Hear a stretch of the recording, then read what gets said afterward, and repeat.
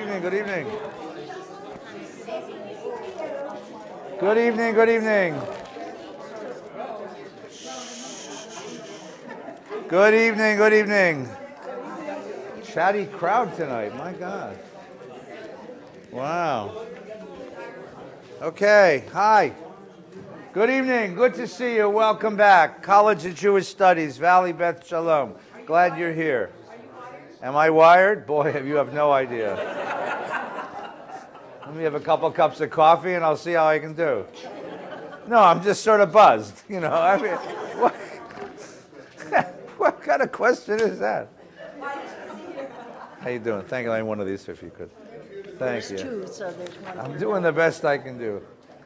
It's really good to be together. Tonight is our last session of the year, and so before I forget, I have a couple of big thank yous to offer. A very big thank you to Alana Zimmerman, who's my partner in putting these programs together. A very big thank you to the two volunteers who make all of this possible, to Louise Spitzer, who is here week after week, greeting everyone, making everyone comfortable, making sure you get the handouts, reminding me that it's Wednesday and I better think of something to teach. And to my old Hebrew school friend, Billy Kabacher. And Billy's not here tonight, but wherever Bill is, we love you, Bill. Yeah. The irony is that when Bill and I were 9 years old, we ditched Hebrew school. And here we are running one. So it's a joy. The gentleman walking in the room right now never wants recognition, so nobody turn around and look at him or look at his wife. Nobody recognized Jess and Lil Bine, whose endowment made all of this possible, right?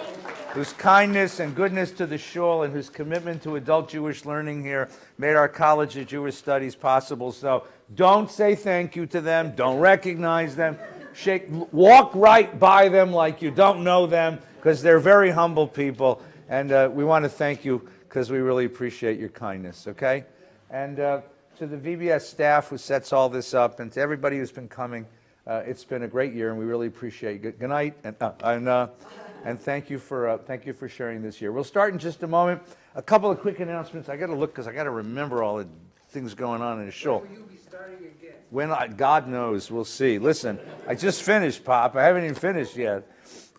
Tonight is our closing session, which means that next Wednesday night you have the night off. If you want to show up and sit in this room, that's fine with me, you know. But I'm going to be home tonight. Thursday night's tomorrow night, Friday night, Erev Shabbos, Friday night. When you walked in the synagogue, you walked past that marvelous exhibition called The Power of Protest. It is an exhibition that's been put together to celebrate the American movement to liberate Jews from the former Soviet Union, which was the first great American Jewish political movement. We're going to be celebrating that movement on Friday night. And our guests will be Eddie Robin, who is the national chairman of the National Council for Soviet Jews, a member of our shul, and Jeff Levine, who is a member of our shul, former president of our shul, who was sent to Russia by whoever it was that sent people to Russia. We can't tell you who they are. They're from a small Middle Eastern country where they wear yarmulkes. And Jeff and his cousin Nina went and were arrested by the KGB and spent 12 hours in a KGB prison. There's a whole story he's going to share with us. And we're going to talk about the history of that movement, how it got started, what it was. We'll listen to the cantors prepared some of the music of the movement. A very powerful moment. Many of you were there and remember the rallies and when Sharansky got out and when Aydin Dudel got out and sorry? Marcia couldn't be here, but she was very involved. When Marcia got out, so Marcia was also one of the local chairperson of the council. So come on Friday night, 7:30, free cookies, celebrating the liberation of Jews in the Soviet Union. Next week, the following week, the first week in March, on Thursday night, which is March 5th, we're going to do a night on my new book. This is a moment of shameless self-promotion. This is a project I've been working on for many years. I wrote a biography of my teacher, Rabbi Schulweis. Partly for all of you who knew him and spent time with him and want to gather in your memories, but actually more for my kids, who were very small when he was around, and don't remember what he was important, why he was important. So it is a sort of life and times of the rabbi. And the book is available. You can buy it on Amazon, but if you buy it here at VBS, we give you a deal, right? You save a couple bucks and I'll sign it for you. On Thursday night, we're going to celebrate Rabbi Schulweiss's life, tell the story of the book and his life. And our guest is going to be Rabbi Bradley Shavit Artson. Brad is the dean of the Ziegler Rabbinical School at the AJU. And typically I interview him, but that night he's going to interview me. He's also a friend of the rabbi, student of the rabbi. So come and enjoy that with us. On Monday night the 9th, I'm just going to keep going until you stop me. On Monday night the 9th is Purim. Purim's the best Jewish holiday, right? If you have to put up with Yom Kippur, you got to come for Purim. Actually, there's a whole midrash about that. It's Yom Kippurim. So here's a night when you can feast, a night when you can drink, a night when you can have fun, a night when you can be goofy. We all come in costumes and funny hats. There'll be Purim for little kids, and then Purim for grown-ups and adults, and everyone's invited. And then on the 15th, there's a big, we used to call it a Purim Carnival, but apparently that's passé now. But it's called Purim Palooza. And that you probably need to bring a child for. So. But all of this is fun, and we hope that you'll join us for all of this. And deep into the future, Alana is pushing me to... I want you to keep going. I know. March 25th. I'll give you two more events. Yeah, March 20... Wednesday night. I'm sorry, go ahead, what? March 25th. I was going to do... Oh, what are you doing in between? Oh, I know, John. All right, so March 20... Our dear friend Jody Myers, who's a professor of Jewish studies at CSUN, has just come out with a new book about Jews and food. Now, I know that's a strange combination. When you think of Jews, you don't ordinarily think of food. And when you think of food, you don't think... But she wrote a beautiful book. She edited a series of really interesting essays on the relationship between Jews and food and Jewish culture and what's Jewish food. How did rye bread get to be Jewish? Today she was telling Alana and me about how the Manischewitz company got to make matzah. And so we're going to do that, but we're going to have more fun. There is a wonderful, I just met this kid. I want you to come meet him that night. There's a new bakery called the Lodge Bakery. Anyone seen this yet? So there's one in West LA, and they just opened one on DeSoto in Woodland Hills. And I can say this without any prejudice. It's the best challah in LA, right? I mean, it's great challah. My wife's challah is the best challah. It's the second best challah in LA. It's the best challah you can buy without having to meet a rabbi. That's yeah.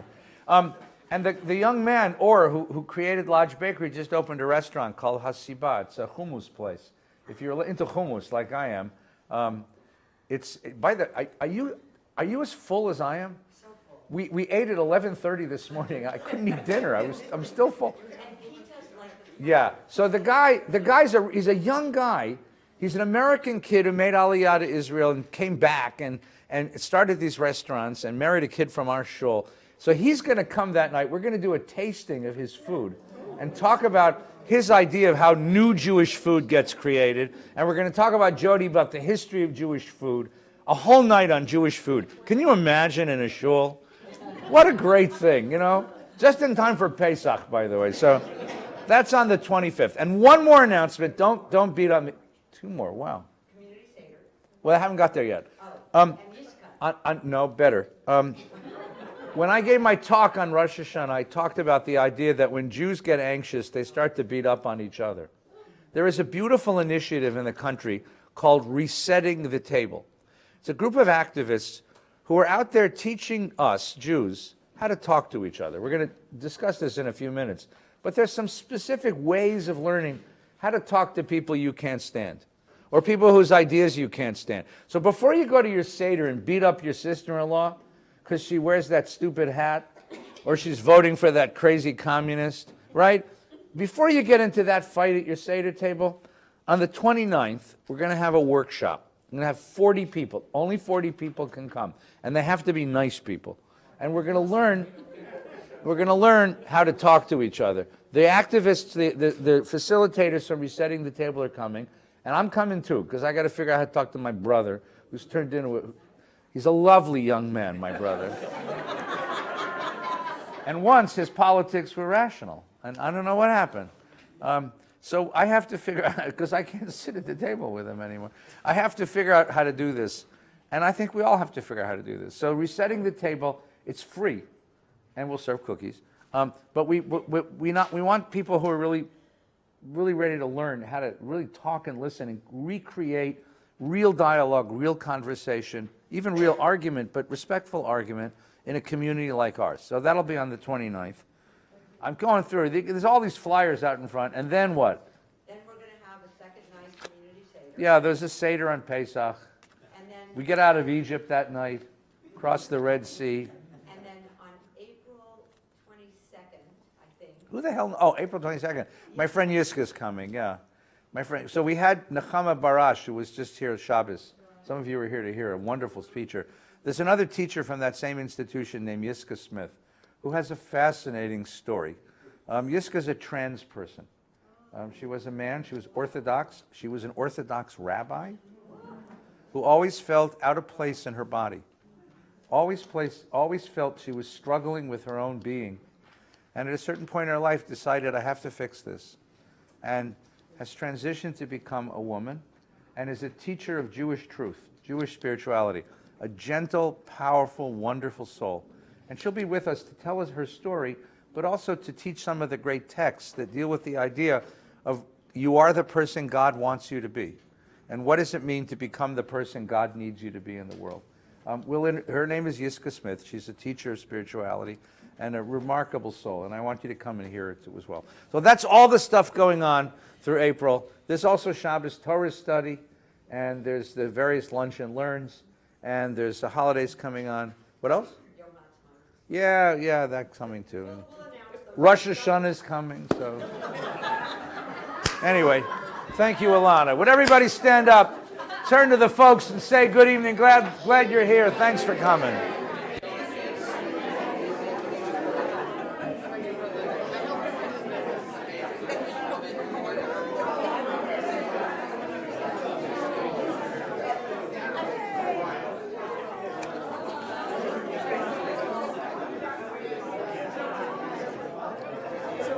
Good. For the last time in our season, put your arms around each other.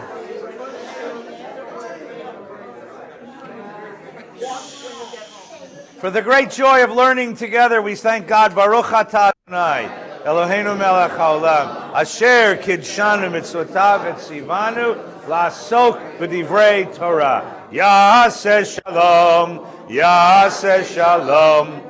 Shalom aleinu ve'al kol Yisrael. Ya'aseh shalom, Ya'aseh shalom. Shalom aleinu ve'al kol Yisrael.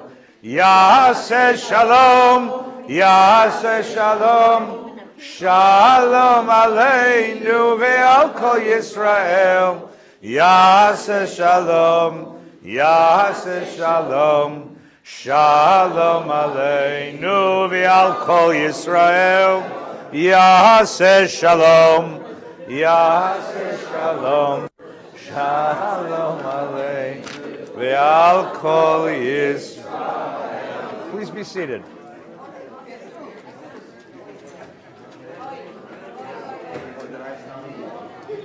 March 8th, Esther's Daughters, the concert. Just say it. And Jewish Women's Theater. Yeah. Neshama. When is that? When is that? That's on March 6th. March 6th, March 8th, the whole month of March. March 6th. Jewish Women's Theater is coming back to VBS on Friday night, right? Really nice night. Yeah, so I said it, everybody tell my wife that I announced this. March 6th, Friday night, Jewish Women's Theater joins with our Neshama Minyan to put on a Friday night service. It's a beautiful service. Please come. Okay. I don't think it takes too much imagination to figure out why we chose the topic that we chose for this year's College of Jewish Studies. The fact is, without casting aspersions in either direction or any direction, I think Americans have successfully killed politics. Aristotle, this great Aristotle, in his book called Politics, defines politics as a communal discussion about the common good. That a community can sit down and figure out what its destiny ought to be, how its resources ought to be allocated, how its young ought to be educated, what its biggest problems are, and we can have a common discussion about the common good, because we all understand that it's in our interest to reach some sort of consensus with a vision of the common good. But in America, what's happened in the last generation, particularly the last decade or so, and there are lots of reasons why, that we can't have that conversation. I mean, I'm kibbutz about sitting at your Seder table with the relatives you can't stand, but we've all had that experience. We've all had the experience of being with friends at a dinner and someone gets up and says, I can't sit with you people. Or been at a Seder table or a Shabbos table or a Hanukkah table where someone from the family says, I can't believe you believe that. And there is a break in the conversation. It's impossible to hear each other. Something has happened to us. And you can see it in every, you see it in the politics of this country. The president is both a product and a catalyst of this. I can't point fingers exactly at him, although he has a role in this, because he's as much a product of it as he is a catalyst of it. If any of you were fated to watch the Democratic candidates debate the other night, that's on one side, and they're all supposed to be on the same side. And yet you can't have a civil conversation about the future of the country without people like ragging on each other in a terrible way. Something's happened to us. It's a terrible thing. So as a sort of antidote, as a sort of alternative, I wanted to turn to our tradition. And what I find in our tradition, and the reason I wanted you to enjoy this whole journey that we went through, is because something remarkable. Now, we joke about Jews arguing. 2 Jews, 3 opinions, right? That's the shul I wouldn't be caught dead in. I give you the punchline to all the jokes, right? Right? I mean, there's all these wonderful punchlines. And we are an argumentative people. We're a verbal people. We're an expressive people. We're an emotional people. But when you look deeply into the text, into the core of the Jewish tradition, you find something quite remarkable.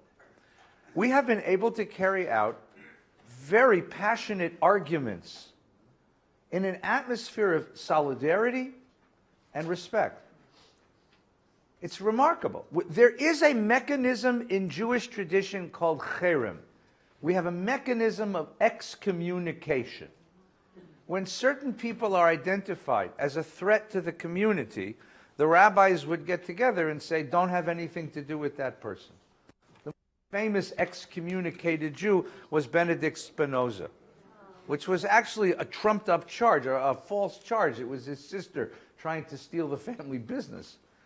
And the Vilna Gaon excommunicated the Shner Zalman. I mean, the Hasidim and the Misnagdim did this to each other, and the rabbis who supported Shabtai Tzvi were excommunicated. Mordechai Kaplan was excommunicated, right? Rabbi Shulweiss asked me, that's what he wanted for his birthday. He wanted me to get him excommunicated. So I said, I'll excommunicate him. Not you, he said. You're no fun. Go get some rabbi with a big beard to excommunicate me. I said, the rabbis with beards like you. That's the problem. But it's what's interesting is, number one, how infrequently excommunication was used in Jewish life. And by the way, excommunication in Judaism doesn't mean what it means in the Catholic Church. In the Catholic Church, it means you're sent out of the church, so you have no means of salvation, which means when you die, you're going straight to hell and there's no remedy for you.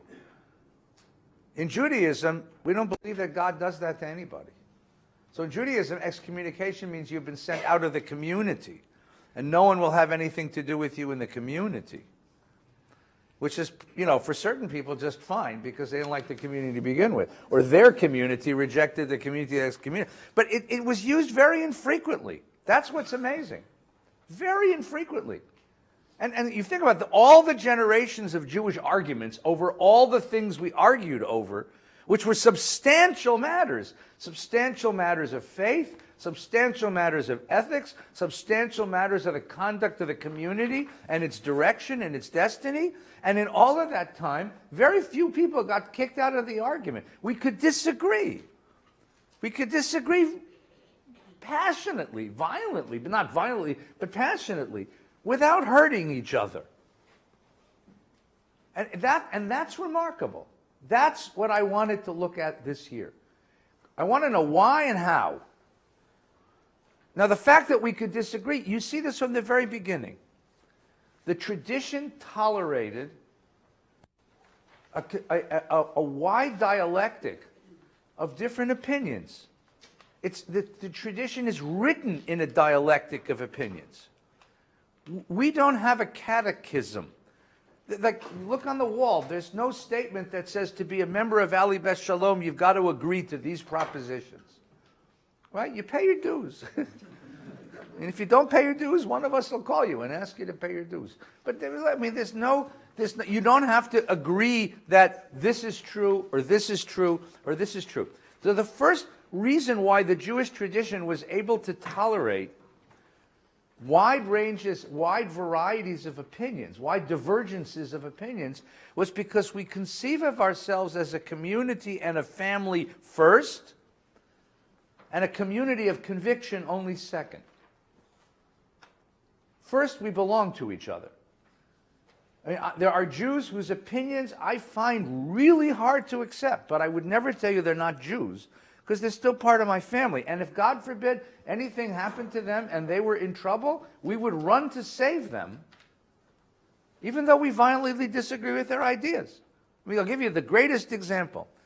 The most powerful anti-Zionist voice in European Judaism was the Satmar Rebbe. The Hasidim of Satmar, the Hungarian Hasidim, were violent. To this day, they're violently anti-Zionist. The Satmar Rebbe was rescued from Europe by the Zionists.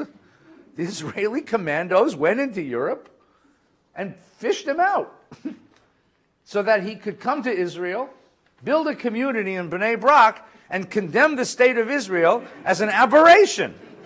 I don't know how many of you have ever been to AIPAC.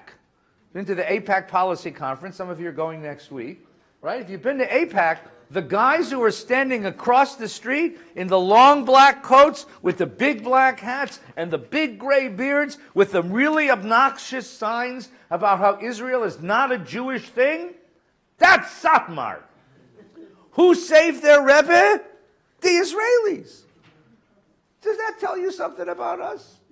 Because even though we find him obnoxious in his opinions, he's our obnoxious. I mean, he's part of our family. So the notion that we are first a community of solidarity, of ethnic solidarity, of family solidarity, of peoplehood, and only second a community of convictions, means that we can tolerate a wide variety of divergence of opinion and still hold tight to each other.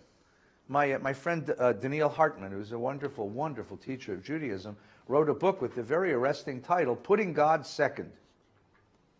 That's the name of the book. It's a good book, by the way, Putting God Second. And what he meant was that in Judaism, God is really important. God is God. But there are things that are more important than God. One of the things more important than God is morality. God needs you, would rather you were good and didn't believe than you believed and weren't good. And in this case, I would say the other thing that goes before God is the sense of solidarity of the community. Your idea of God is not as important to me as your willingness to join a community and join in the conversation. That's one of the features of Jewish life. A second feature of Jewish life that has enabled and facilitated this and motivated this is the fact that that over the course of history we met with catastrophe.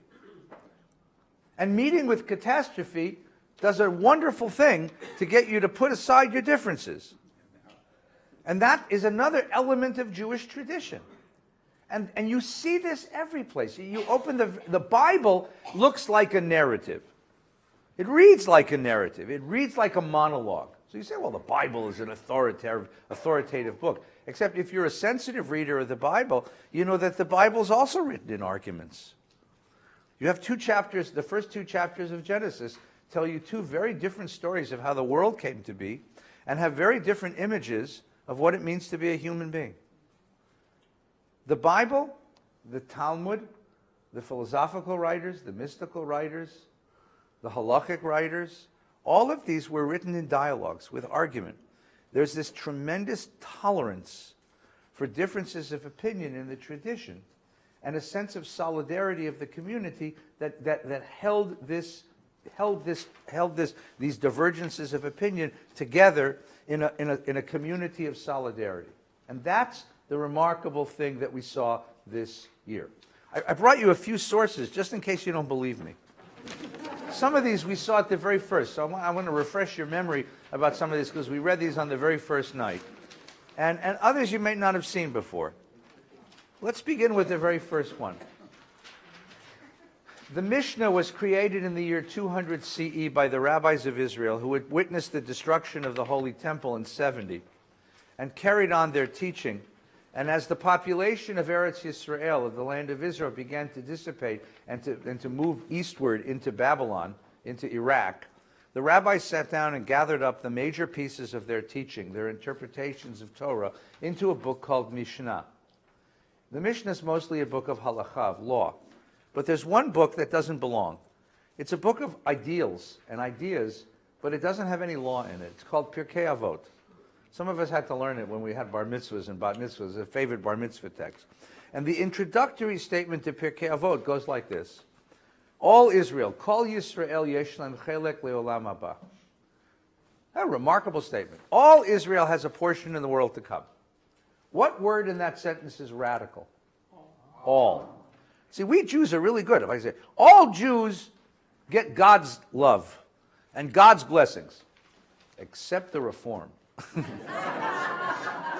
except the Orthodox, except those who don't love Israel like I love Israel, except those who do love Israel but they vote the wrong way in American elections, except those who... we're really good at that, by the way. All Israel except for... But the problem is that when you start doing that, what do you do to the community? You destroy the community.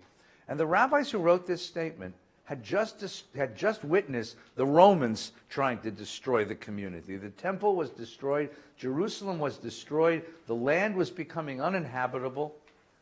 And the rabbis gathered up the refugees of the destruction and they said, look, we have to put aside all the things that divided us. We will find a way, we'll talk about that in a moment, we will find a way to gather in and hold our differences, but most of all, we have to begin with a principle of communal solidarity. The tent has to be big enough for everybody. You want to live a Jewish life? Come on in. We'll figure everything out later. We're not going to look at your dishes. We're not going to look at your tzitzis. We're not going to listen to whether you daven. We don't care what party you belong to. Just come on in.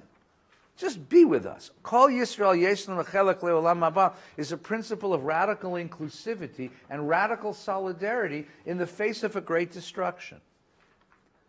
Now, in order to observe that law, you have to have a very interesting idea of truth. You have to have a very peculiar idea of truth. Because the moment you say, well, okay, now let's talk details. Better yet, let's eat. Well, I don't know. Is the food kosher? Well, I don't know. Whose rabbi supervised it? Well, not him. You know. There's food, by the way, that's kosher on the north side of Pico that's not kosher on the south side of Pico. Alana and I discovered this today, right? I mean, mamish, on one block of Pico, it's kosher, and a block down, oh, treif. I mean, we're Jews. We're good at this. That's what we do to each other, right? But the rabbis said, stop that. Stop that. We can figure out a way. We can figure out a way for a very simple reason. In Greek logic, which is derived from Greek mathematics, you have a proposition A, which is true. And therefore, proposition not A is false. A is true, not A is false. That works in mathematics. And it works in physics sometimes. It works in science. But when it comes to human relationships, it doesn't work. Because in human relationships, A and not A are always true. Do I want my kids to be independent? Yes. Do I want my kids to stay connected with me? Yes. Right? Do I want to feel solidarity with my wife? Yes. Do I want to have a little privacy? Yes. Right? Am I a Jew who cares about the Jewish people? Yes. Am I a Jew who cares about the world? Yes. You can't live except in paradoxes. That's how we human beings do it. The Jewish idea is God might have a truth in mind. But just like when you shine a light through a glass of water, it breaks into a prism of colors. when you shine truth into our world, it breaks into a prism of opinions. And no one owns all of them. We only own one of them. We only own one of them at a time. And therefore, the only way to really listen to truth is to gather all the colors of the spectrum and bring them together and see if you can find lines of truth.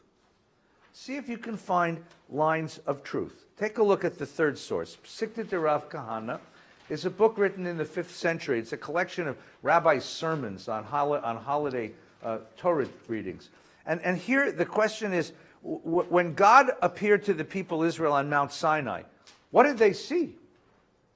So here's a rabbi's sermon from the 5th century.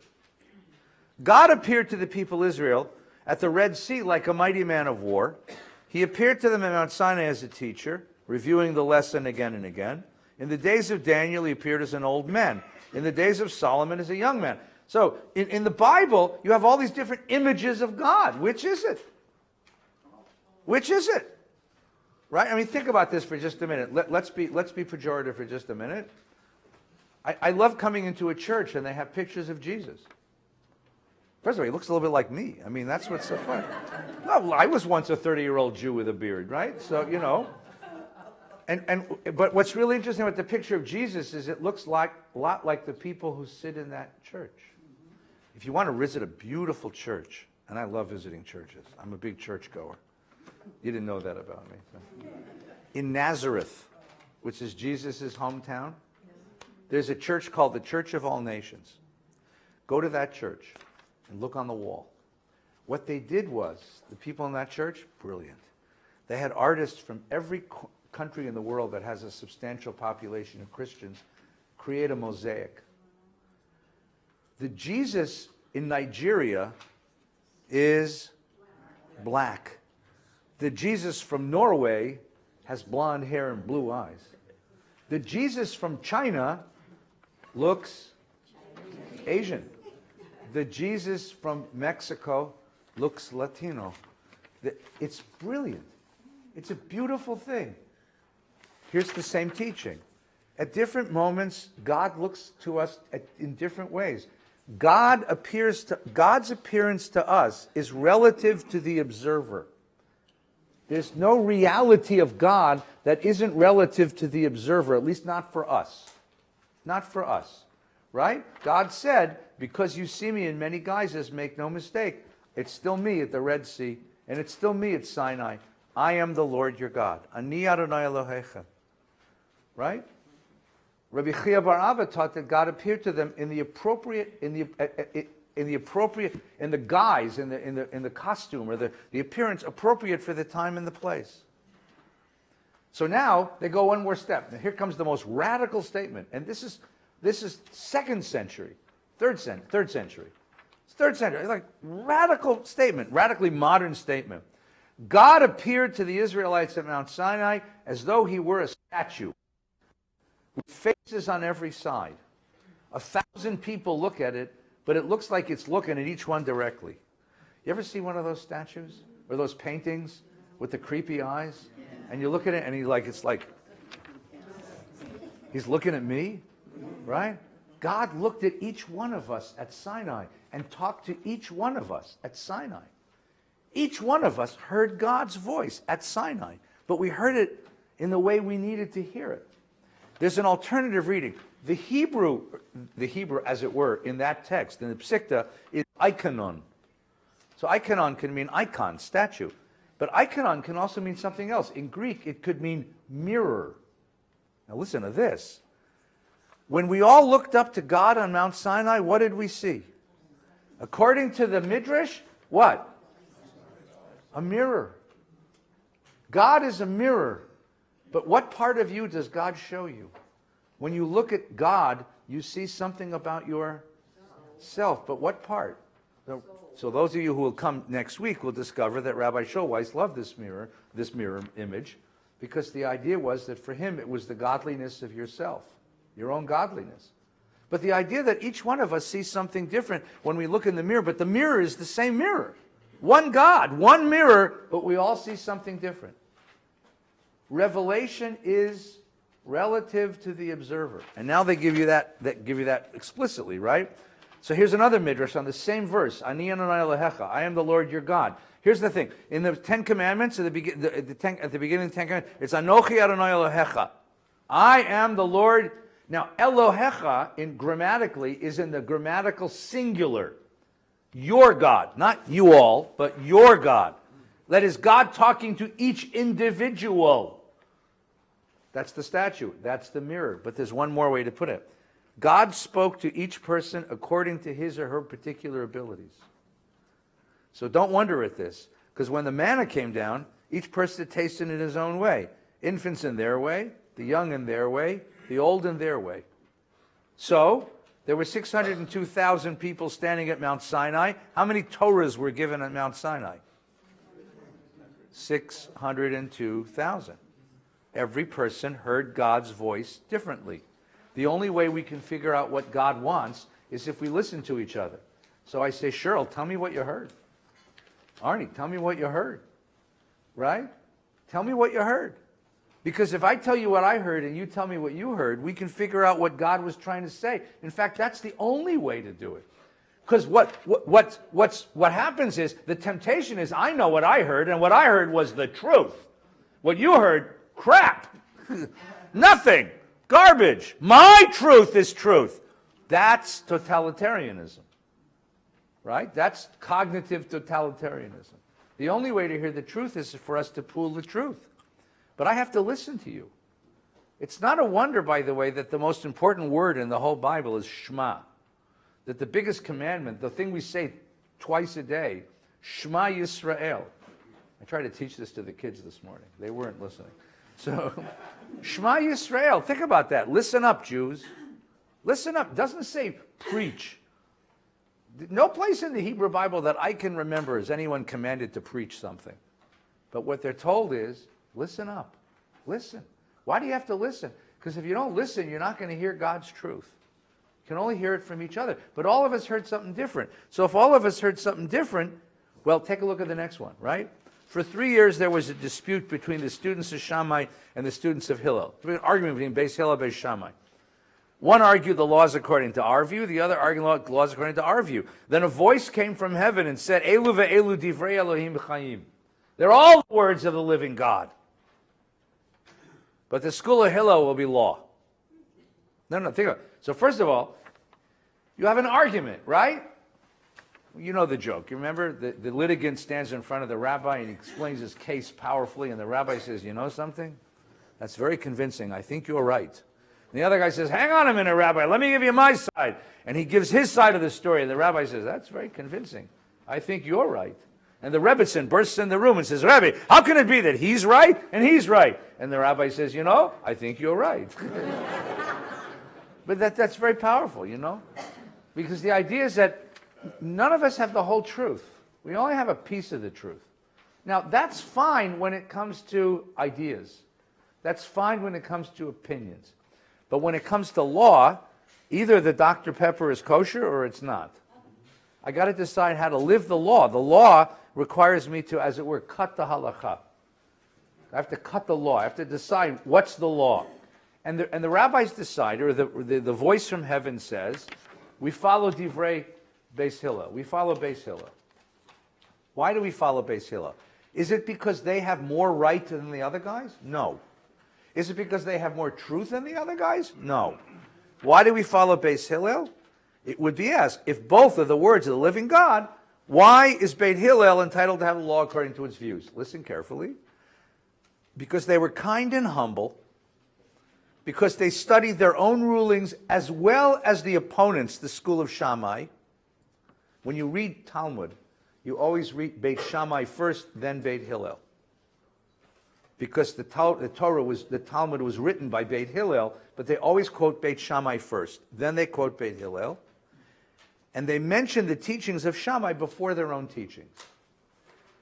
Now, by the way, just for a moment, just as an experiment, wouldn't that be lovely to hear in an American political debate? You know, my opponent of the other party believes that the policy ought to be this way.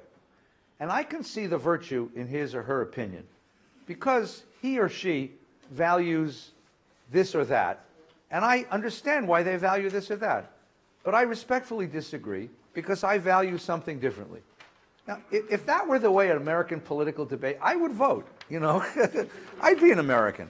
It'd be a lot better than this, you know, than the shouting matches we're listening to now. Because it would reference the fact that we value the solidarity of the community more than we value winning the argument.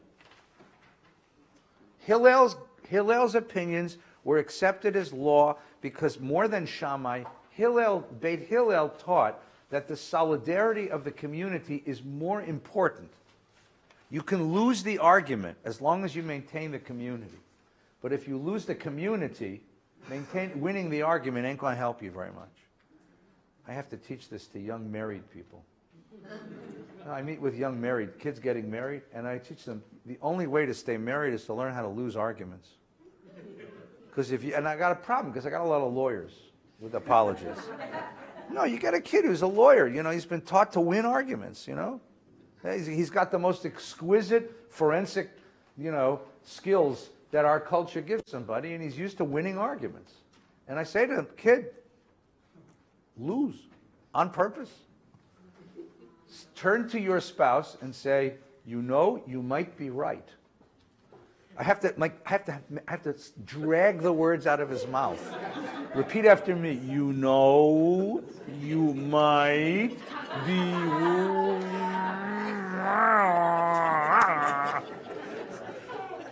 But anyone who's been married a while, that's what you got to do. You know, you got to do that. Because otherwise you can't live in a house with somebody, right? Beis Hillel understood that the texture of the community, the respect we maintain for each other, our connections with each other is more valuable. And therefore, because they valued the solidarity of the community, they were given the right to decide the halakha.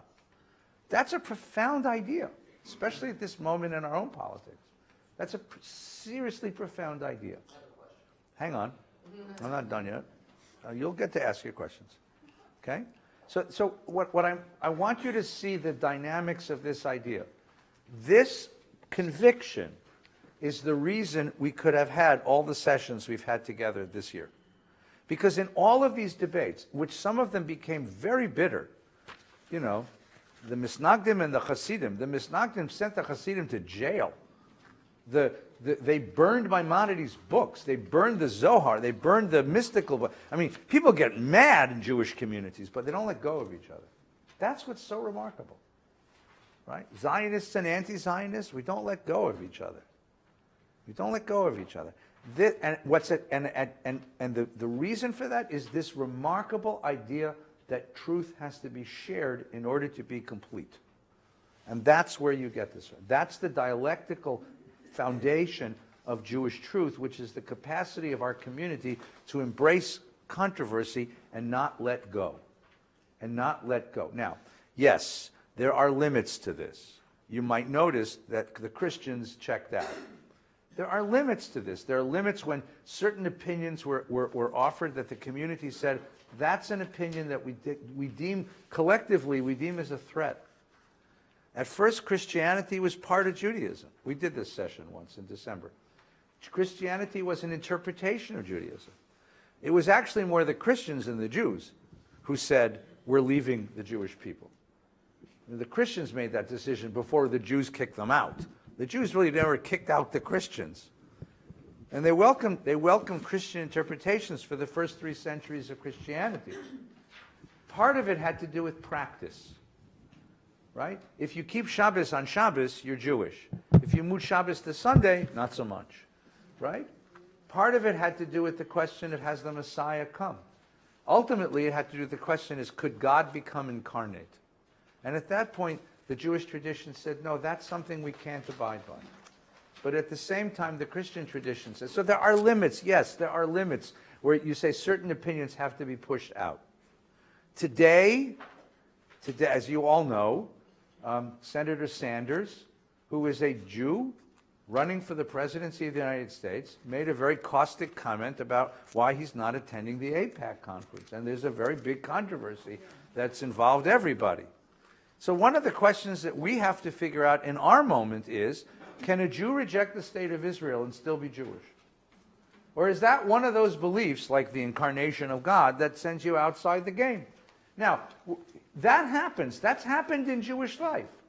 That's happened in Jewish life, where we've decided that certain people are left out. But it takes 300 years to make that decision. So I'll tell you in 300 years if Bernie Sanders is still Jewish. And I'm serious. It takes a long time. We never make those decisions quickly. We don't make those decisions violently. We take our time to really ask ourselves, what are the implications of this? It took 300 years to push the Christian community out of the Jewish community. It'll take 300 years to decide whether you can be anti-Zionist but Jewish. And that's going to be a debate. It's a debate right now, and we're in the middle of that debate, and it's a very interesting debate, as well as other kinds of debates that are similar to that. So this is the structure of the thing. This is the structure of Jewish dialectic. Okay, on the back of the sheet, and we'll finish with this, and then I'll get your question. Then we'll do some Hamantash. I want to show you just two quick sources. I gave you a little David Hartman, because what would life be like without David Hartman? Abraham Heschel calls this polarity. Rabbi Shoais had a beautiful image for this. He said, imagine truth as a pendulum, swinging between extremes. Truth is the arc that is described by the pendulum. If you stop the pendulum at any one point and say, this is truth, or this is truth, or this is truth, that's not truth. That's idolatry. The pendulum has to be swinging. And you need people at each moment of our history to push the pendulum into motion. And sometimes those people are the most caustic among us, the most difficult among us. Those are the people that are obnoxious, right? But you realize in retrospect, this is why it takes so long to figure out who's in and who's out, that in retrospect, we needed that shove in order to get the pendulum moving again. Because it's never done easily. It's never an easy thing to say to people that the narrative that governs your vision of the world is wrong because it's incomplete and it needs something else. And that's the process of keeping the pendulum moving. There's a beautiful Hasidic tale. This is from Buber's Tales of the Hasidim about Rav Naftali, the Ropchitzer Rav, who had this dream that before he was born, an angel came, and an angel was carrying two tablets of the law, and on one side were written truths, and on the other side were written the opposite truths, right? On the right side it quoted the Talmud, the learned man should be a fiery furnace, and on the left the Talmud Sanhedrin, the meek and lowly shall inherit the world to come. On the right, man should be wise in his fear in God, and on the other side he should be simple-minded. These are all statements from the tradition. And he said, at the end, he didn't know what to do until he heard a voice of the angel saying, you're about to be born, whereupon he resolved in his heart to follow the rules of both columns, no matter what the contradictions. The pendulum has to swing. The great poet laureate of Israel, Yehuda Amichai, has a beautiful rendition of the same idea. Yehuda Amichai, who was a very, very deep and wise Jew, came to Israel in 1933 from Germany and lived in Jerusalem, lived in Yamin Moshe, and writes it. By the way, his writing is beautiful. The English translations are okay. The Hebrew is much better. His Hebrew is relatively simple for a great poet. So here's one of his poems in the English translation. It's called, and I urge you to take this and put this on the front of your Haggadah. If your family is like my family at the Seder table, it's called The Place Where We Are Right. From the place where we are right, flowers will never grow in the spring. That's just beautiful. Right? The place where we are right is hard and trampled like a yard. But doubts and loves dig up the world like a mole or a plow. And a whisper will be heard in the place where the ruined house once stood. From the place where we are right, we have truth, nothing grows. All you get is death. It takes doubt and it takes love to listen and dig up that place and learn how to have dialogue. What we've done this year in listening to all these dialogues is listen to the way that the remarkable way that the Jewish tradition embraced these dialogues. Now, let's take a few minutes. We'll get a few questions, and then we're going to take a break, and then Rabbi Farkas and I have a few words to share about Hamantash and Latkes. We have a microphone so that the folks at home can hear you. Hi, Jonah. How you doing? Good. No, we can hear you. We hear you. It just goes online. Okay, so I have a question. So you said, Yeah. I think that piece of Talmud was quoted in Bavli about Hillel and Shammai, and then there's another piece of Talmud that says, maybe in Yerushalmi, that when Mashiach comes, the opinion, the paskening, will go by Shammai, not Hillel. Why is that? It says there's a word in the in the Talmud. When they have an argument, they never tell you who wins the argument. Talmud never tells you that, but they indicate, who they like. So, but there's a word called terutz, which is their way of saying tie. It's a tie, right? It's certain football games end in a tie, or this ends in a tie. And terutz is tishbi yavo v'yitaretz. What was it? Tishbi yavo v'yitaretz kol ha-machlakot, or something like that. And what it means is that it means that we in our world, under the conditions of our existence, cannot know what the halakha is. You can do either way. But in a perfected world, we'll have figured it out. So here's the deal, my dear friend. In a perfected world, we'll know who's right. And I can't wait. But until then, we got to do the best we can. In a perfected world, we will have a full grasp of truth. And in the perfected world, you can be as doctrinaire as you want. But in the world that we live in, no one has the full truth. So you have to live with the sense that we don't own the full truth. You have to live with the uncertainty. Now, that sounds dire, but the truth of the matter is, for all of us, that's what being an adult is all about. That's what being a grown-up is all about. Being a grown-up is learning to gather as many facts as you possibly can, right? And then jumping into the world and saying, I don't know, we'll see. I met with this adorable couple this afternoon who are getting married. And I always quote the great rabbi of love is Paul McCartney, Rabbi Pinchas McCartney, right? Who once asked the most pressing question, will you still need me? Will you still feed me when I'm 64? Look at you. You're 28 years old. You're adorable. You're cute. You're thin. You have hair. When you're 64, it's a whole different ballgame. And how do you know at 28 that you'll still love me and need me at 64? But that's the great gamble. That's the great chance. That's the great uncertainty of love, which is the most powerful uncertainty. Having kids. I don't know how many of you have children. Would like a few, You hope they turn out okay. Sometimes they do. Yeah, and you never know. And then your kids go and have kids, and that's even more dicey. I mean, this is the vulnerability of being a human being who doesn't have divine omniscience. Okay? And what the Talmud is saying is, stop pretending that you know everything. You don't know. You know this much. Listen. You might learn something. That's what it's trying to tell us. So when Mashiach comes, there you go. There you go. Another question. Any other questions, comments, counter sermons? I'm a rabbi in shul. I know how this works.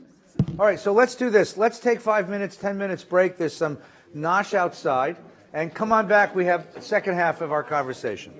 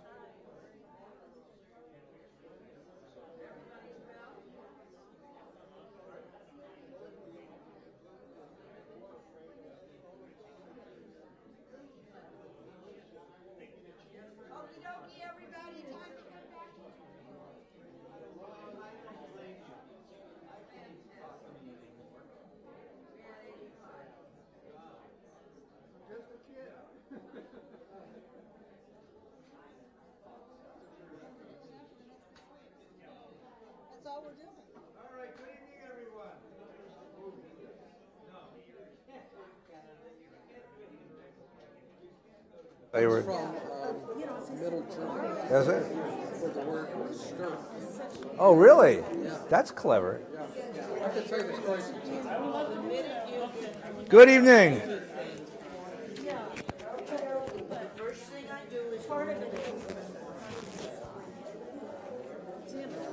think it'd be okay. I think the issue is that we have people with power in our congregation. Yeah, it's.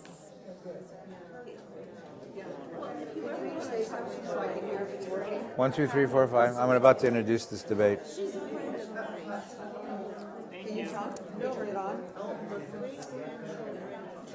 Hello, can you hear me? Can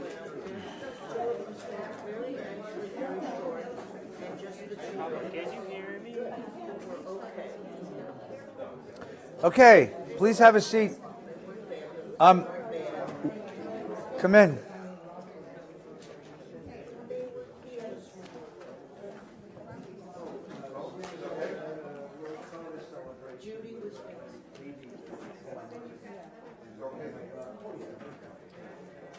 So if you will recall the conversations that we've witnessed this last year, we talked about the nature of monotheism. We debated the nature of monotheism. We debated the great question of the Bible about of prophets versus kings, who should have power. We debated whether the Jewish people should be a closed community or an open community. We talked about the book of Ezra and the book of Ruth. We talked about the way the Talmud reads the Bible, the school of Rabbi Yishmael, which reads the Bible in ordinary language, and the school of Rabbi Akiba, which reads the Bible in mystical terms and finds infinite depth in its words. We talked about the debate between. We talked about the debate between the mystical tradition and the rational tradition, the Zohar and Maimonides, and we talked about the debate between the Misnagdim, the anti-Hasidim, and the Hasidic tradition. We talked about the debate at the heart of Zionism, the debate between Ahad Ha'am and Herzl about cultural Zionism and political Zionism. We talked about the debate about what American Judaism ought to look like through Kaplan and through Heschel. All of these, of course, are critical, important, and fascinating debates that shape the course of Jewish history. But there is a debate we haven't yet had, and tonight we're going to finish with this one because of all the debates, mysticism, rationalism, Ahad Ha'am and Herzl, Rabbi Akiba and Rabbi Yishmael, they pale in comparison to the most important controversy that has shaped the Jewish heart and soul and challenged the Jewish mind since the beginning of our people. Which is more authentic and which is better, the Hamantash or the Latka? The Hamantash or the Latka? This debate has energized, has inspired, has flummoxed the greatest minds of the Jewish tradition.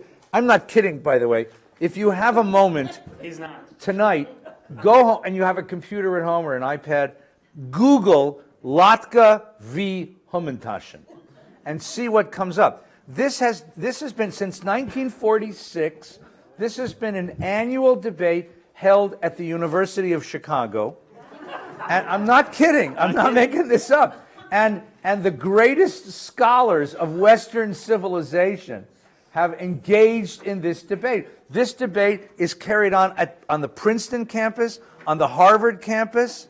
Right. Last night I sat and watched a video of Steven Pinker, who's a great psychologist, debating Alan Dershowitz, who's about this issue. I won't tell you who I rooted for. And this is, I'm not kidding, this goes on every year. This is a remarkable controversy. And so we think that in the tradition of friendly but pointed, passionate debate, we needed to bring this here to Valley Beth Shalom. And no better an interlocutor could I have found than my dear partner and friend, Rabbi Noah Farkas. Rabbi Farkas, as many of you know, is not only a graduate of the Jewish Theological Seminary, where he graduated with great distinction, mentored by my dear teacher, Rabbi Gilman, but also has served as a champion of social justice in our community and a father to 4 wonderful, wonderful children. And that gives him credentials to stand in this forum and to represent it. We drew straws, we played rock, paper, scissors, we flipped coins, we shot dice, and he chose the unholy latke. And I will be defending the sacred Hamantash. Rabbi Farkas, Yes. would you initiate our conversation? I would be happy. Thank you for having me. Hi, everyone. Nice to see you. In preparation for tonight, I did 3 things. The first was, as I looked up some of the debates that Rabbi Feinstein is speaking about, and he is absolutely right. From Chicago to Harvard to Princeton, I think there's a sheet of funny jokes, all based on this immaculate debate between the latke and the Hamantash. So I looked up some of that. The second thing I did was I posted this on Facebook this evening, and there are now something close to 200 comments across the globe debating this very topic while we're speaking right now. My God. Yeah. Who knew? Who knew? And the third is, like Hamlet, I picked up a large potato and pondered it for a while. So I would have the opportunity to commune with the direct source before I could take the position of the most sacred latke. So Speak, dear Yorick, speak. Exactly. So here's what I'm going to say about latkes. First of all respect to Dov, because Dov is a baker, and I'm sure that you have a bias in this debate, Dov, and I respect that very much. I'll comment later on this. But, like all good sentences, when you use the word but, you forget everything that came before it. But a latke is a far superior product to a hamantash in so many ways. I could go on. I have a whole dissertation I'm preparing on why I think a latke is a superior product. First of all, latkes are made from potatoes. And if you are an Ashkenazi Jew, a potato is as sacred as a diamond. You eat potatoes in the morning, you eat potatoes for lunch, you eat potatoes for dinner, you eat potatoes with your potatoes. That is how we all grew up, and that is how I think we should maintain our sacred connection to the very holy potato. So my first thing I'd like to say is that because latkes are sourced from potatoes, I think they make a superior product. Now, not all potatoes are created equal. You have your russet potato and your Idaho potato. You have those little red ones that taste really good with rosemary. You have blue potatoes and white potatoes. I would say the gold potato is the best because it has a higher starch content. And it's a really nice potato. They're a little harder to peel because they're a little smaller, but I think that they're excellent. Now, in addition to that, you have your onion. Tell me a Jewish dish that doesn't include an onion. I mean, seriously, onion, you can't make matzo ball soup without onions. You can't make a good Lakshmi kugel that's savory without onions. You can't even make chopped liver without onions. I mean, next to potatoes, onions are the second most important ingredient in just about every Jewish dish. And then thirdly, you have matzah meal. Tell me, if you decide to add matzah meal to your latke, right? Again, show me a Jewish dish that doesn't throw in some matzah meal at some point or another. And then lastly, of course, is an egg. And you need an egg as a binder, and an egg is, of course, the seed of all life. And without that, you couldn't have a latke. So I feel very strongly that potatoes, onions, eggs, a little matzah meal, and of course the holy olive oil that was served on the table in the holy Beit HaMikdash for lighting the holy menorah is what connects all of those things together to the holiday of Hanukkah. This is a slightly older crowd, so I don't know if salt is something I'm allowed to talk about, but I can just tell you that salt is also included often in a recipe. You'll be here soon, Boychik. You just wait. So I'll start with that. I think that's all the ingredients are really important. I have so much more to say, but I'd love you to have you respond. Well, my gosh. When it comes to philosophical understandings of the Jewish tradition, there are very few that can reach Rabbi Farkas's level. When it comes to his acumen in interpreting arcane texts of the Talmud, very, very few can reach his level. When it comes to passion for the social justice, our care for the poor and the downtrodden, the vulnerable and the powerless, to give voice to the voiceless, there's no one who reaches the level of my dear friend, Rabbi I like where Farkas. this is going. This is quite nice. But when it comes to culinary knowledge, when it comes to things as elemental as what we put in us, what we eat, who we are, what does he know? Ladies and gentlemen, I will put forth 3 propositions tonight. The latke is un-Jewish, the latke is unholy, and the latke is unhealthy. Let's begin with the first. What is a latke? Well, latke is the symbolic food of the Hanukkah holiday. What is the Hanukkah holiday?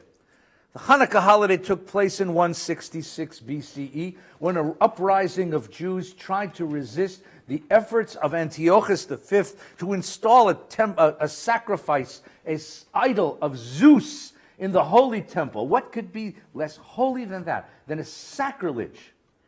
And where did he get this sacrilege, this Zeus? He got it from Greece. And what do you fry latkes in?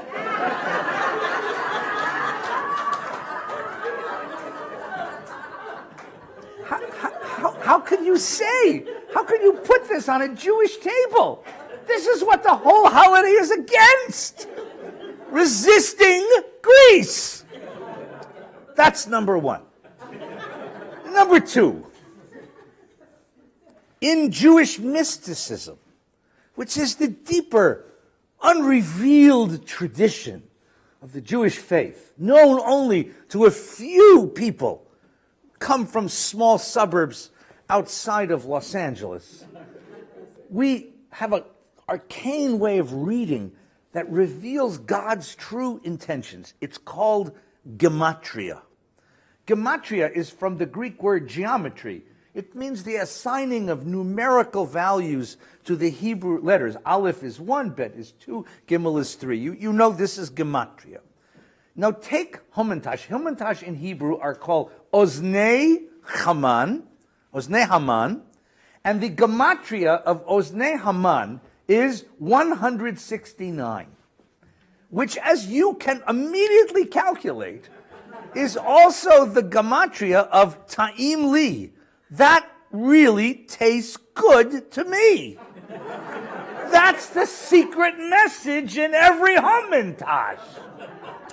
Now let's take, my friends, latkes, levivot.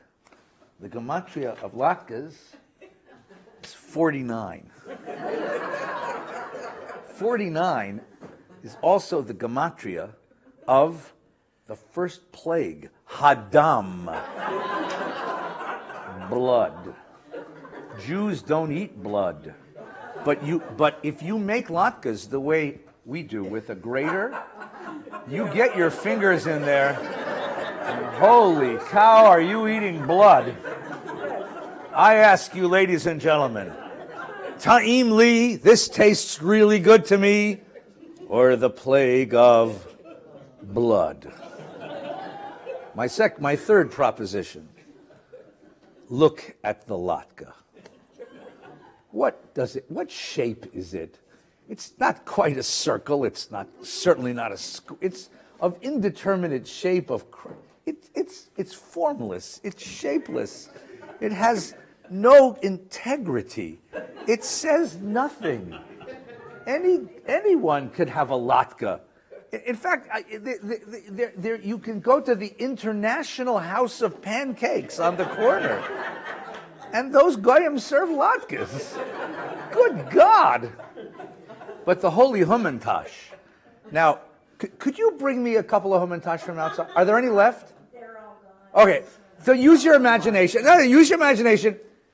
Take a Hamantash and take another Hamantash and put them together. What do you have? A Jewish star. My God. 2 Hamantash, 1 star, 1 people, 1 God, 1 truth. I rest my case.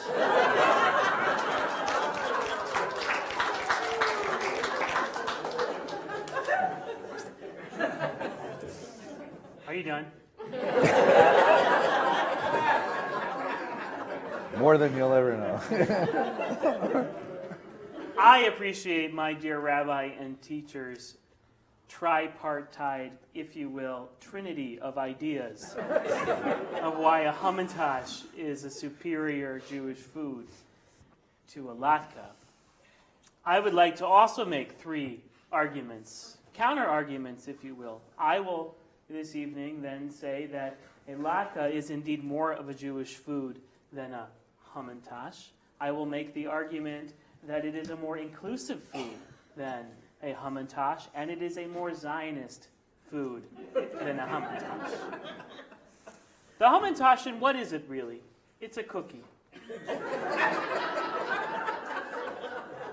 And I get it. We all love cookies. There are Muppets dedicated to the proposition of cookies. But those Muppets are always monsters, my friend. They're never friendly. Now, a hamantash is a wonderful cookie, except that it's made with poppy seeds. Am I right? That's what mun means in German and Yiddish. And tash means pocket. It is only of revisionist history of the late 20th century, with the rise of the wonderful state of Israel, that they recaptured the word muntash and turned that into ozne Haman, the ears of Haman. So it is not a Jewish food. It is a German food. It is a food not of our origin. It is an Ashkenazi food. The last time I checked, and I checked this morning, the book of Esther does not take place in Germany. It does not take place in Ashkenaz. In fact, I think it takes place in a place called Shushan. What is the greatest dish that any of our Persian friends eat on Friday nights when they make Shabbat dinner? It's called tadik. What is tadik? It is boiled rice with fried potatoes that are crispy at the bottom. It seems to me that a latke is more akin to tadik than a muntash ever could be. The food of Shushan is a latke. Don't use your white colonialist supremacist ideas to cover over the great Persian history of our community. If you really wanted to have a Persian food be at the center of a Persian story, maybe go to a Persian chef and ask them, what do they eat? And they will tell you fried potatoes is part of that recipe. So that's my first argument. And the second argument is the story of Esther itself.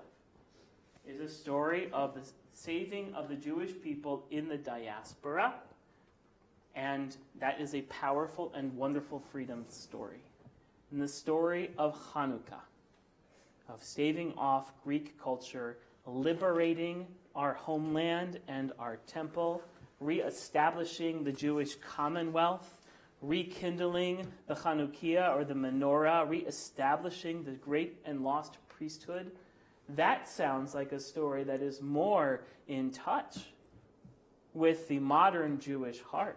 We're only a few days away from APEC, my friend. How dare you decide to make an argument for a diaspora Judaism that has no relationship to the state of Israel? Not one. Mordechai never said, Bashana haba'a b'Yerushalayim. But Matisyahu said, Acharai, after me. You tell me, which holiday is worth celebrating more? With muntash or with latkes? A diaspora or our homeland in Eretz Yisrael? And the last thing I'm going to say is the gematria of alaka is 49. Which, yes, if you decide to selectively choose which direction you'd like to go, you could say it as something maybe akin to the plague of blood. But given everything I just said, that is completely incongruous. It doesn't make any sense. 49 is 7 times 7. My friend, that is Shabbat Shabbaton. That is the Shabbat of the Shabbats. If there is anything, and Shabbat being the number 7, and also being the 7th day of creation, our holiest day, and Shabbat Shabbaton is the absolute highest form of holidays that we can celebrate. Yom Kippur is called Shabbat Shabbaton. Pesach is called Shabbat Shabbaton. In fact, every Chag that matters that is in the Bible is called Shabbat Shabbaton. And if you were to take Shabbat Shabbaton and apply it to my argument, you would see that alaka is indeed, of all of the foods, Shabbat Shabbaton.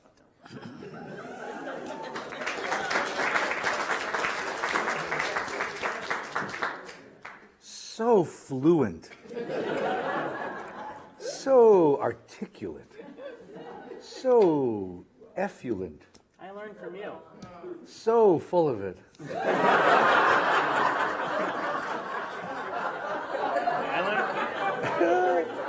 So what?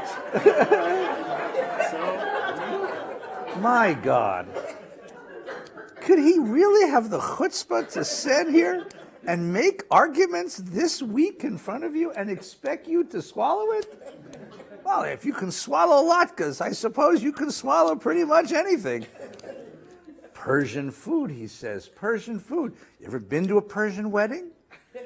You know what they do at a Persian? The one reason to go to Persian weddings, besides that you love Persian Jews and they're wonderful Jews and their weddings are glorious, is that they serve a beautiful dessert buffet full of hamantash.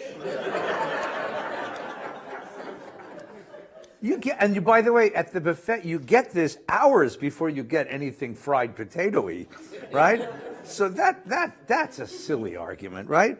Then he invokes diaspora versus Eretz Yisrael, and he says that Hanukkah is the Israeli holiday and Esther is the diaspora holiday? My dear friend, have you forgotten what happened after? The story of Hanukkah is a beautiful story about the revolt of the Maccabee brothers against the Greeks. And they took back independence of Eretz Yisrael, and they ruled Eretz Yisrael for 100 years, until they fought among themselves. Aristobulus and Hyrcanus, the two great-grandchildren of Simon Maccabee, fought and couldn't solve their differences, so that the populace of Jerusalem invited the Roman general Pompey to come into the city and bring peace. Why, the very reason we suffered 1,800 years in exile, in Gullus, was because of your latkes. My God! The chutzpah to make such an argument and expect us to listen to it. And then he evokes his own gematria, and he says, yes, 49, that's Shabbat Shabbatom, 7 times 7, except 49 is incomplete. You need one more to get to the Yovel, to Jubilee, to freedom, to liberation, to Yikra Dror b'Yisrael, to celebrating the freedom of the people. You need one more, and that's where latkes leave you short. Because no matter how much goo you put on a latke, you put sour cream, you put applesauce, you put jam, you put sugar, you put chocolate syrup, nebuch, you're still left with what? A latke. My God. But there is an issue which we haven't yet raised. And I think it's important, it's late, and it's important to raise this. Greatest psychoanalyst in all of human history was a Jew named Sigmund Freud. And Freud asked us to look at the deeper truths of the world around us. So I want you all to ask yourselves the following question. Why does the good Rabbi Farkas, why is he so obsessed with big, round, fluffy latkes? What deeper inner infantile need has he for large, round, fluffy, soft, moist latkes? What deep perverted desire is suppressed in his subconscious that only latkes can solve? Ladies and gentlemen, if you want perversion, go latkes. If you want holiness, righteousness, and morality, stand with Hamantash. Well, it's time to take a vote. Wait, I got more arguments. You can't leave it at that. You want more? You can't leave it at that. Well, I'm worried about what you're going to do here. You think that latkes... You think that latkes brought us into exile? Yes, that's what you just said. I said the Maccabee brothers fought among themselves to such an extent that the Jews of Jerusalem opened the gates of Jerusalem to welcome the Roman general Pompey, and that's what's suggested every time latkes are on the table. So all of those difficult, insurmountable conversations based on latkes. Right. Except in the Talmud. Yes. Latkes are made in a frying pan, yes? True. Where are hamantash made? In an oven? Yes. So Achnai never had a frying pan. No. He only had an oven. Yes. And what happened with Achnai's oven? It tore the rabbinic world apart.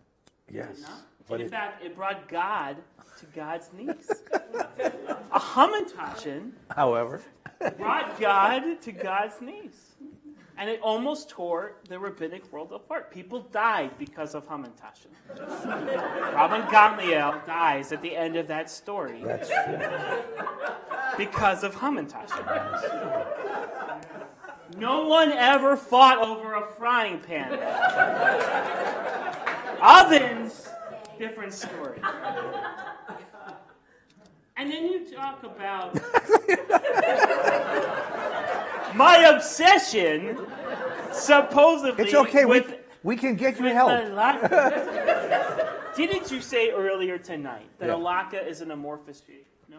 It's round. And no, you said amorphous originally. It's round and Did soft you not and. then try to sharpen our eye on the triangular shape of a hamantashen? Absolutely.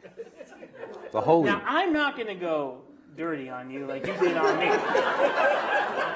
A lesser man would have pointed out that a hamantashen is also a cookie that evokes certain anatomy. And I am not going to go there. Someone else might. But I will say that the amorphous shape of a latke, one that is made in the image of whoever put it in the pan, is very similar to the Pasikta de Rav Kahana that you just taught us an hour ago. True. A latke will look like a latke to whoever in any different way. That it will look different to the young. It will look different to the old. The Kodesh Baruch Hu fills every space everywhere. A latke does the same. And I'll rest my case there. If you want to be perverted, you can eat hamantashen.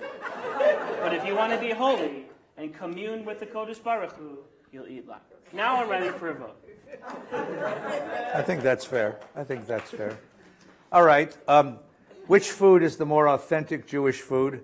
If you had to choose one or the other tonight to have on your way home, which would you rather have on your lap in the car?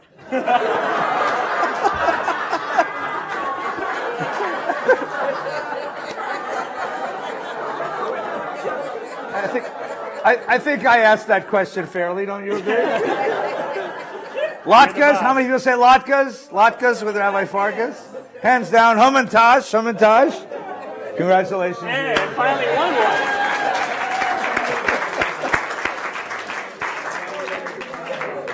one. Until next year, the Court of Last Appeals is closed. Have a great night. Thank you so much. Congratulations.